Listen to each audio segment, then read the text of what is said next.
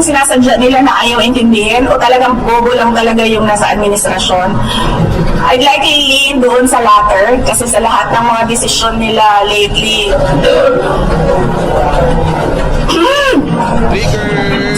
Kasi pag personal, hindi ako gumagamit ng pera ng bayan. Pag official, gumagamit ako ng pera ng bayan.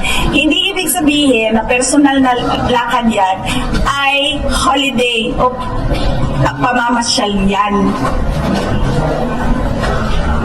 So, yun yung ibig sabihin ng personal. Walang ginamit na pera ng gobyerno sa lakad na ito.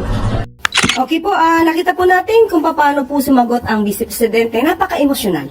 Sabi nga po natin, may kasabihan po na when emotions are high, intelligence is low. Since siya po ay medyo emosyonal, kahapon yata po yun, kaya nabanggit niya nga po na hindi lang ito personal trip. Ang tanong natin, kung hindi ito personal trip, sana ay naging tapat siya sa pagsasabi kung ano ba ang dahilan ng kanyang pagpunta sa Australia at hindi naman ito tututulan ng administrasyon. Kung dyan po siya abala sa kanyang private or personal trips with her family. Pero hindi po niya kasi ibinunyag na gagawa siya di umano ng official functions. Magkakaroon po dito ng ethical and accountability concerns. Alam nyo kasi mga kababayan, marami ko kasi nag-iisip na ang Marcos administration is very timid, very passive. Ibig sabihin, hindi pala away ba? Nagbago na ho yan. Napansin ko in the past few days, ang posisyon po ng Marcos administration has shifted from being hayaan na lang natin sila, chismis nila yan, blah blah blah, to we need to fix this chismis once and for all. Ganon na. Mukhang hindi na pumapayag ang Marcos administration na babalahurain lang sila ng isang taong katulad ni Sara Duterte na wala naman palang alam, wala naman palang pinagkatandaan, tapos gaganunin lang sila in the international community, no less. Oo. So kanina sa Palace press briefing, nagkaroon na matinding birada ang ating palasyo laban sa mga statements ni Sara Duterte. Kasi kahapon, sabi ko kasi ni Sara Duterte sa kanyang interview, mga kababayan, na ang bobo ng Marcos administration. Bobo daw. Parang kala mo, ang tali-talino niya. Ang bobo daw ng Marcos administration kasi hindi ro nila maintindihan yung kanyang personal trip sa Australia. Yan Lap trip ka, Sara Duterte. Totoo lang. Kasi siya mismo yung magulo. Ito ho kasi. Ayan. Ito ho kasi pinag-ugatan yan.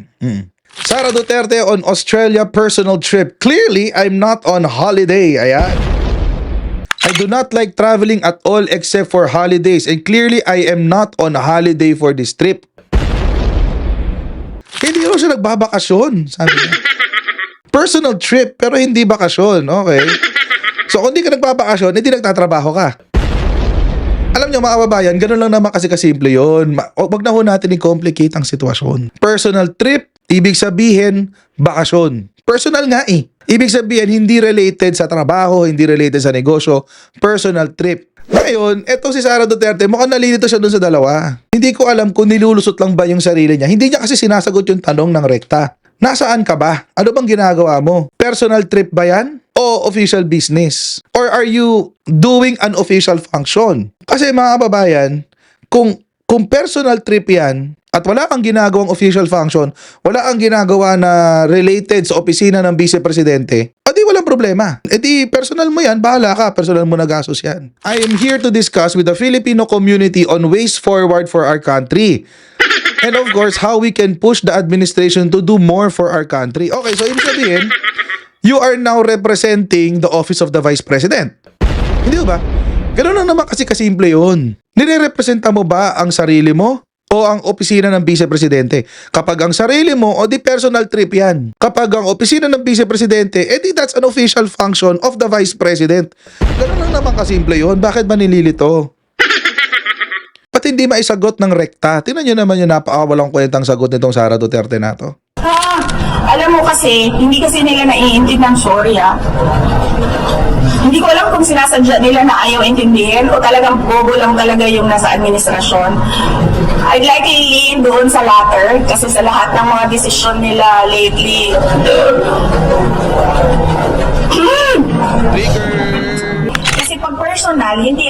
gumagamit ng pera ng bayan. Pag official, gumagamit ako ng pera ng bayan. Hindi ibig sabihin na personal na lakad yan ay holiday o pamamasyal yan. So, yun yung ibig sabihin ng personal. Walang ginamit na pera ng gobyerno sa lakad na ito. Alam mo kung gaano kabobo si Sarah? Ganito. Kasi hindi lang naman sa pera ng sa perang ginagastos malalaman kung ang lakad mo ay official o business eh. Although on paper, pwede mong sabihin this is a personal trip, hindi ako gumastos sa pera ng bayan. Pero ano ka ba dyan? Bakit ka ba nandyan? Are you there as a vice president? Nandiyan ka ba sa iyong official function as the vice president of the Philippines? If so, anong pakinabang sa Pilipinas? So pag sinasabi mo na ikaw ay nagpunta dyan para magtrabaho, well, in what capacity? Nagtatrabaho ka ba sa vice president? If so, kailangan ngayong busisiin. Saan ang ginamit na pera? Ginamit mo ba ang pera ng bayan para mag-stage ng rally sa Australia? Hindi mo na lang kasi sabihin, no, I'm here on my personal time. Nag-rally sila, bumisita ako, this is my own money, this is my everything. Also, di ba? Wag mo na sabihin trabaho kasi kung trabaho, hahanapan ka talaga ng papeles. Sinabi mo trabaho eh. Oh, ganyan ka labobo. Labobo. Ito si Sara Duterte. May bago na akong tawag sa kanya. Labobo Sara. Ang pangit ng labobo na yun, di bebenta. Labubu. So, ibig sabihin, mga kababayan, ito lang kasi yan. Ano ho kasi yung implikasyon? Kung nagpunta ka bilang Vice Presidente ng Pilipinas sa isang rally na nagtutulak ibagsak ang gobyerno,